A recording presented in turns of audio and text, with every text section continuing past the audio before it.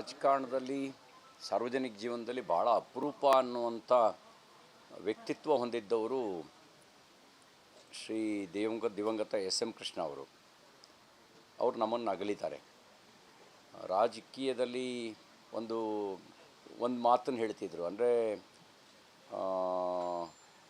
ಮೂರ್ಖರು ಮಾತ್ರ ರಾಜಕಾರಣಕ್ಕೆ ಬರ್ತಾರೆ ಅಂತ. ಆ ಉಪನಾಮೆಯನ್ನು ದೂರಗೊಳಿಸ್ತವ್ರು ಎಸ್ ಎಂ ಕೃಷ್ಣ ಅವರು. ಅಧಿಕಾರ ಸಿಕ್ಕಿದಾಗ ಜನ ಗುರುತಿಸಿಕೊಳ್ಳೋ ರೀತಿಯಲ್ಲಿ ಕೆಲಸ ಮಾಡಿದ್ದಾರೆ. ಇವತ್ತು ಬೆಂಗಳೂರು IT ಸಿಟಿ ಅನ್ನುವಂಥ ಹೆಗ್ಗಳಿಕೆಗೆ ಪಾತ್ರ ಆಗಿದ್ದರೆ ಬಹಳ ದೊಡ್ಡ ಕೊಡುಗೆ ಎಸ್ ಎಂ ಕೃಷ್ಣ ಅವ್ರದ್ದು ಇದೆ ಅನ್ನೋದು ನಿರ್ವಿವಾದವಾಗಿರ್ತಕ್ಕಂಥ ಸಂಗತಿ. ಅವರು ಬೆಂಗಳೂರನ್ನ ಸಿಂಗಾಪುರ್ ಮಾದರಿಯಲ್ಲಿ ಕಟ್ಟಬೇಕು ಅಂತ ಅಂತಿದ್ದಾಗ ಬಹಳ ಜನ ಲೇವಡಿ ಮಾಡ್ತಾಯಿದ್ರು. ಆದರೆ ಅವರೊಳಗೆ ಕನಸುಗಳಿತ್ತು. ಅವರ ಮುಖ್ಯಮಂತ್ರಿಯಾದ ಆಡಳಿತದ ಅವಧಿ ಅತ್ಯಂತ ಕಷ್ಟಕರವಾದಂಥ ದಿನಗಳು. ಒಂದು ಕಡೆ ಡಾಕ್ಟರ್ ರಾಜ್ಕುಮಾರ್ ಅವರ ಅಪಹರಣ, ಇಡೀ ರಾಜ್ಯ ದುಃಖದ ಮಡುವಿನಲ್ಲಿದ್ದಾಗ, ಸಂಕಷ್ಟದಲ್ಲಿದ್ದಾಗ ಡಾಕ್ಟರ್ ರಾಜ್ಕುಮಾರ್ ಅವ್ರನ್ನ ಜೀವಂತವಾಗಿ ಕರೆತರ್ತಕ್ಕಂಥದ್ದು ಒಂದು ಸವಾಲಿನ ಸಂಗತಿಯಾಗಿತ್ತು. ಬಹಳ ಜನರಿಗೆ ರಾಜ್ಕುಮಾರ್ ಅವರು ವೀರಪ್ಪನವರ ಕಪಿಮುಷ್ಟಿಯಿಂದ ಜೀವಂತವಾಗಿ ಬರ್ತಾರೋ ಇಲ್ವೋ ಅನ್ನುವಂಥ ಅನುಮಾನ ಕಾಡ್ತಾ ಇದ್ದ ಸಂದರ್ಭದ ದುರುಪಯೋಗವನ್ನು ಪಡಿಸ್ಕೊಳ್ಳಿಕ್ಕೆ ಅರಾಜಕ ಶಕ್ತಿಗಳು ಹಾತೊರಿತಾ ಇದ್ದಂಥ ಕಾಲದಲ್ಲಿ ಎಸ್ ಎಂ ಕೃಷ್ಣ ಅವರು ಅದನ್ನು ಅತ್ಯಂತ ಶಾಂತ ರೀತಿಯಿಂದ ಯಶಸ್ವಿಯಾಗಿ ನಿರ್ವಹಿಸಿ ಡಾಕ್ಟರ್ ರಾಜ್ಕುಮಾರ್ ಅವ್ರನ್ನ ಮತ್ತೆ ವಾಪಸ್ ಕರ್ಕೊಂಡು ಬಂದರು. ಅಕಸ್ಮಾತ್ ಎಲ್ಲರೂ ಅದು ಸಾಧ್ಯ ಆಗದೇ ಇದ್ದಿದ್ದರೆ ನಾವು ಆಗ್ತಾಯಿದ್ದ ಅನಾಹುತವನ್ನು ಊಹಿಸ್ಲಿಕ್ಕೂ ಅಸಾಧ್ಯ. ಆ ರೀತಿ ಒಂದು ಜಾಣ್ಮೆಯ ಪ್ರದರ್ಶನವನ್ನು ಮಾಡಿದ್ರು. ಬರಗಾಲದ ನಡುವೆ, ಸಂಕಷ್ಟಗಳ ನಡುವೆ ರಾಜ್ಯವನ್ನು ನಿರ್ವಹಿಸಿದರು. ಅವ್ರ ಪ್ರತಿಯೊಂದು ಮಾತು ಕೂಡ ತೂಕದ ಮಾತು. ನಾವೆಲ್ಲ ಸಾರ್ವಜನಿಕ ಜೀವನದಲ್ಲಿರೋರು ಕಲಿಬೇಕಾಗಿರ್ತಕ್ಕಂಥ ಸಂಗತಿ. ಮಾತು ಆಡಿದ್ರೆ ಹೋಯ್ತು, ಮುತ್ತು ಒಡೆದ್ರು ಹೋಯ್ತು ಅಂತ ಗಾದೆ ಮಾತು. ಆದರೆ ಆಡಿದ ಮಾತು ಮೌಲ್ಯಯುತವಾಗಿರಬೇಕು, ಅದು ತೂಕ ಕಳ್ಕೊಳ್ಬಾರ್ದು ಅನ್ನೋದು ಎಸ್ ಎಂ ಕೃಷ್ಣ ಅವರ ಸಾರ್ವಜನಿಕ ಬದುಕಿನಲ್ಲಿ ಅವರು ಆಡ್ತಿದ್ದ ಪ್ರತಿಯೊಂದು ಮಾತು ಕೂಡ ಅರ್ಥಗರ್ಭಿತವಾಗಿರ್ತಿತ್ತು, ಸಮಯೋಚಿತವಾಗಿರ್ತಿತ್ತು, ತೂಕದ ಮಾತಾಗಿರ್ತಿತ್ತು. ಯಾರನ್ನೂ ನೋಯಿಸುವ ರೀತಿಯಲ್ಲಿ ಅವರು ರಾಜಕಾರಣವನ್ನು ಮಾಡಲಿಲ್ಲ. ಅಂಥ ಒಂದು ಮುತ್ಸದ್ದಿ ರಾಜಕಾರಣಿಯನ್ನು ನಾವು ಕಳ್ಕೊಂಡಿದ್ದೀವಿ. ಅವರ ಬಹುಕಾಲದಿಂದ ಅವರ ಅನಾರೋಗ್ಯದಿಂದ ನರಳ್ತಾ ಇದ್ದರು. ನಾನು ಆಸ್ಪತ್ರೆಗೆ ಭೇಟಿ ಕೊಟ್ಟು ಬಂದಿದ್ದೆ. ಅನಾರೋಗ್ಯದ ಕಡೆಗಾಲದಲ್ಲಿ ಅತ್ಯಂತ ಲವಲವಿಕೆಯಿಂದ ಒಂದು ಖಾಸಗಿ ಭೇಟಿ ಆಗಬೇಕು ಅಂದರೂ ಮನೆಯಲ್ಲಿ ಹೀ ಈಸ್ ವೆರಿ ಸ್ಮಾರ್ಟ್. ಅಂದರೆ ಡ್ರೆಸ್ ಕೋಡಿಂದ ಹಿಡಿದು ಪ್ರತಿಯೊಂದು ಕೂಡ ಸಿಸ್ಟಮೆಟಿಕ್ ಆಗಿದ್ದಂಥವರು. ಕಡೆ ದಿನಗಳಲ್ಲಿ ತುಂಬ ನೋವನ್ನು ಅನುಭವಿಸಬೇಕಾಯಿತು, ಆಸ್ಪತ್ರೆಗಳಲ್ಲೇ ಕಳಿಬೇಕಾಯಿತು. ಅವರು ಇವತ್ತು ನಮ್ಮನ್ನು ಅಗಲಿದ್ದಾರೆ. ಅವರ ಅಗಲಿಕೆಯ ದುಃಖ ಬರೀ ಅವ್ರ ಕುಟುಂಬಕ್ಕೆ ಮಾತ್ರ ಅಲ್ಲ, ನಾಡಿನ ಜನರಿಗೂ ಕೂಡ ಆಗಿದೆ. ಅವರ ದುಃಖವನ್ನು ಭರಿಸ್ತಕ್ಕಂಥ ಶಕ್ತಿಯನ್ನು ಭಗವಂತ ದಯಪಾಲಿಸಲಿ, ಅವರ ಆತ್ಮಕ್ಕೆ ಸದ್ಗತಿ ದೊರಕಲಿ ಅಂಥೇಳಿ ಪ್ರಾರ್ಥಿಸಿ ತುಂಬು ಹೃದಯದ ಶ್ರದ್ಧಾಂಜಲಿಯನ್ನು ಸಲ್ಲಿಸ್ತೀನಿ. ಹೇಳಲಿಕ್ಕೆ ಹೋದರೆ ಬಹಳ ಮಾತುಗಳಿದ್ದಾವೆ ಅವ್ರ ಬಗ್ಗೆ. ಮಾತುಗಳಿಂದ ಅವ್ರನ್ನ ಪೂರ್ಣ ಪ್ರಮಾಣದಲ್ಲಿ ಅವರ ಜೀವನವನ್ನು ಕಟ್ಕೊಳ್ಳೋಕ್ಕೆ ಸಾಧ್ಯ ಇಲ್ಲ.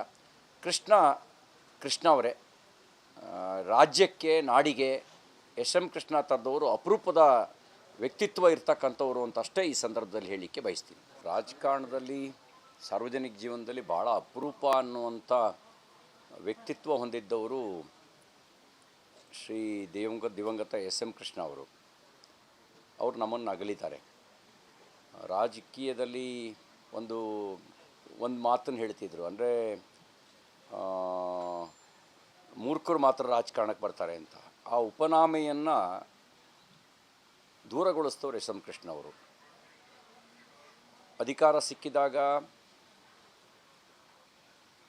ಜನ ಗುರುತಿಸಿಕೊಳ್ಳೋ ರೀತಿಯಲ್ಲಿ ಕೆಲಸ ಮಾಡಿದ್ದಾರೆ. ಇವತ್ತು ಬೆಂಗಳೂರು IT ಸಿಟಿ ಅನ್ನುವಂಥ ಹೆಗ್ಗಳಿಕೆಗೆ ಪಾತ್ರ ಆಗಿದ್ದರೆ ಬಹಳ ದೊಡ್ಡ ಕೊಡುಗೆ ಎಸ್ ಎಂ ಕೃಷ್ಣ ಅವ್ರದ್ದು ಇದೆ ಅನ್ನೋದು ನಿರ್ವಿವಾದವಾಗಿರ್ತಕ್ಕಂಥ ಸಂಗತಿ. ಅವರು ಬೆಂಗಳೂರನ್ನ ಸಿಂಗಪೂರ್ ಮಾದರಿಯಲ್ಲಿ ಕಟ್ಟಬೇಕು ಅಂತ ಅಂತಿದ್ದಾಗ ಬಹಳ ಜನ ಲೇವಡಿ ಮಾಡ್ತಾಯಿದ್ರು. ಆದರೆ ಅವರೊಳಗೆ ಕನಸುಗಳಿತ್ತು.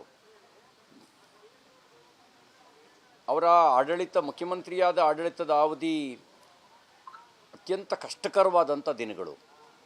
ಒಂದು ಕಡೆ ಡಾಕ್ಟರ್ ರಾಜ್ಕುಮಾರ್ ಅವರ ಅಪಹರಣ, ಇಡೀ ರಾಜ್ಯ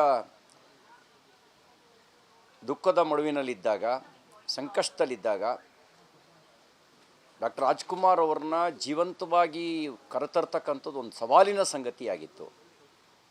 ಬಹಳ ಜನರಿಗೆ ರಾಜ್ಕುಮಾರ್ ಅವರು ವೀರಪ್ಪನವರ ಕಪಿಮುಷ್ಟಿಯಿಂದ ಜೀವಂತವಾಗಿ ಬರ್ತಾರೋ ಇಲ್ವೋ ಅನ್ನುವಂಥ ಅನುಮಾನ ಕಾಡ್ತಾ ಇದ್ದ ಸಂದರ್ಭದ ದುರುಪಯೋಗವನ್ನು ಪಡಿಸ್ಕೊಳ್ಳಿಕ್ಕೆ ಅರಾಜಕ ಶಕ್ತಿಗಳು ಹಾತೊರಿತಾ ಇದ್ದಂಥ ಕಾಲದಲ್ಲಿ ಎಸ್ ಎಂ ಕೃಷ್ಣ ಅವರು ಅದನ್ನು ಅತ್ಯಂತ ಶಾಂತ ರೀತಿಯಿಂದ ಯಶಸ್ವಿಯಾಗಿ ನಿರ್ವಹಿಸಿ ಡಾಕ್ಟರ್ ರಾಜ್ಕುಮಾರ್ ಅವ್ರನ್ನ ಮತ್ತೆ ವಾಪಸ್ ಕರ್ಕೊಂಡು ಬಂದರು. ಅಕಸ್ಮಾತ್ ಎಲ್ಲರೂ ಅದು ಸಾಧ್ಯ ಆಗದೇ ಇದ್ದಿದ್ದರೆ ನಾವು ಆಗ್ತಾಯಿದ್ದ ಅನಾಹುತವನ್ನು ಊಹಿಸ್ಲಿಕ್ಕೂ ಅಸಾಧ್ಯ. ಆ ರೀತಿ ಒಂದು ಜಾಣ್ಮೆಯ ಪ್ರದರ್ಶನವನ್ನು ಮಾಡಿದ್ರು. ಬರಗಾಲದ ನಡುವೆ, ಸಂಕಷ್ಟಗಳ ನಡುವೆ ರಾಜ್ಯವನ್ನು ನಿರ್ವಹಿಸಿದರು. ಅವ್ರ ಪ್ರತಿಯೊಂದು ಮಾತು ಕೂಡ ತೂಕದ ಮಾತು. ನಾವೆಲ್ಲ ಸಾರ್ವಜನಿಕ ಜೀವನದಲ್ಲಿರೋರು ಕಲಿಬೇಕಾಗಿರ್ತಕ್ಕಂಥ ಸಂಗತಿ. ಮಾತು ಆಡಿದ್ರೆ ಹೋಯ್ತು, ಮುತ್ತು ಒಡೆದ್ರೆ ಹೋಯ್ತು ಅಂತ ಗಾದೆ ಮಾತು. ಆದರೆ ಆಡಿದ ಮಾತು ಮೌಲ್ಯಯುತವಾಗಿರಬೇಕು, ಅದು ತೂಕ ಕಳ್ಕೊಳ್ಬಾರ್ದು ಅನ್ನೋದು ಎಸ್ ಎಂ ಕೃಷ್ಣ ಅವರ ಸಾರ್ವಜನಿಕ ಬದುಕಿನಲ್ಲಿ ಅವರು ಆಡ್ತಿದ್ದ ಪ್ರತಿಯೊಂದು ಮಾತು ಕೂಡ ಅರ್ಥಗರ್ಭಿತವಾಗಿರ್ತಿತ್ತು, ಸಮಯೋಚಿತವಾಗಿರ್ತಿತ್ತು, ತೂಕದ ಮಾತಾಗಿರ್ತಿತ್ತು. ಯಾರನ್ನೂ ನೋಯಿಸುವ ರೀತಿಯಲ್ಲಿ ಅವರು ರಾಜಕಾರಣವನ್ನು ಮಾಡಲಿಲ್ಲ. ಅಂಥ ಒಂದು ಮುತ್ಸದ್ದಿ ರಾಜಕಾರಣಿಯನ್ನು ನಾವು ಕಳ್ಕೊಂಡಿದ್ದೀವಿ. ಅವರ ಬಹುಕಾಲದಿಂದ ಅವರ ಅನಾರೋಗ್ಯದಿಂದ ನರಳ್ತಾ ಇದ್ದರು. ನಾನು ಆಸ್ಪತ್ರೆಗೆ ಭೇಟಿ ಕೊಟ್ಟು ಬಂದಿದ್ದೆ. ಅನಾರೋಗ್ಯದ ಕಡೆಗಾಲದಲ್ಲಿ ಅತ್ಯಂತ ಲವಲವಿಕೆಯಿಂದ ಒಂದು ಖಾಸಗಿ ಭೇಟಿ ಆಗಬೇಕು ಅಂದರೂ ಮನೆಯಲ್ಲಿ ಹೀ ಈಸ್ ವೆರಿ ಸ್ಮಾರ್ಟ್. ಅಂದರೆ ಡ್ರೆಸ್ ಕೋಡಿಂದ ಹಿಡಿದು ಪ್ರತಿಯೊಂದು ಕೂಡ ಸಿಸ್ಟಮೆಟಿಕ್ ಆಗಿದ್ದಂಥವರು. ಕಡೆ ದಿನಗಳಲ್ಲಿ ತುಂಬ ನೋವನ್ನು ಅನುಭವಿಸಬೇಕಾಯಿತು, ಆಸ್ಪತ್ರೆಗಳಲ್ಲೇ ಕಳಿಬೇಕಾಯಿತು. ಅವರು ಇವತ್ತು ನಮ್ಮನ್ನು ಅಗಲಿದ್ದಾರೆ. ಅವರ ಅಗಲಿಕೆಯ ದುಃಖ ಬರೀ ಅವ್ರ ಕುಟುಂಬಕ್ಕೆ ಮಾತ್ರ ಅಲ್ಲ, ನಾಡಿನ ಜನರಿಗೂ ಕೂಡ ಆಗಿದೆ. ಅವರ ದುಃಖವನ್ನು ಭರಿಸ್ತಕ್ಕಂಥ ಶಕ್ತಿಯನ್ನು ಭಗವಂತ ದಯಪಾಲಿಸಲಿ, ಅವರ ಆತ್ಮಕ್ಕೆ ಸದ್ಗತಿ ದೊರಕಲಿ ಅಂಥೇಳಿ ಪ್ರಾರ್ಥಿಸಿ ತುಂಬು ಹೃದಯದ ಶ್ರದ್ಧಾಂಜಲಿಯನ್ನು ಸಲ್ಲಿಸ್ತೀನಿ. ಹೇಳಲಿಕ್ಕೆ ಹೋದರೆ ಬಹಳ ಮಾತುಗಳಿದ್ದಾವೆ ಅವ್ರ ಬಗ್ಗೆ. ಮಾತುಗಳಿಂದ ಅವ್ರನ್ನ ಪೂರ್ಣ ಪ್ರಮಾಣದಲ್ಲಿ ಅವರ ಜೀವನವನ್ನು ಕಟ್ಕೊಳ್ಳೋಕ್ಕೆ ಸಾಧ್ಯ ಇಲ್ಲ. ಕೃಷ್ಣ ಅವರೇ ರಾಜ್ಯಕ್ಕೆ, ನಾಡಿಗೆ ಎಸ್ ಎಂ ಕೃಷ್ಣ ಥರದವರು ಅಪರೂಪದ ವ್ಯಕ್ತಿತ್ವ ಇರ್ತಕ್ಕಂಥವ್ರು ಅಂತ ಅಷ್ಟೇ ಈ ಸಂದರ್ಭದಲ್ಲಿ ಹೇಳಲಿಕ್ಕೆ ಬಯಸ್ತೀನಿ.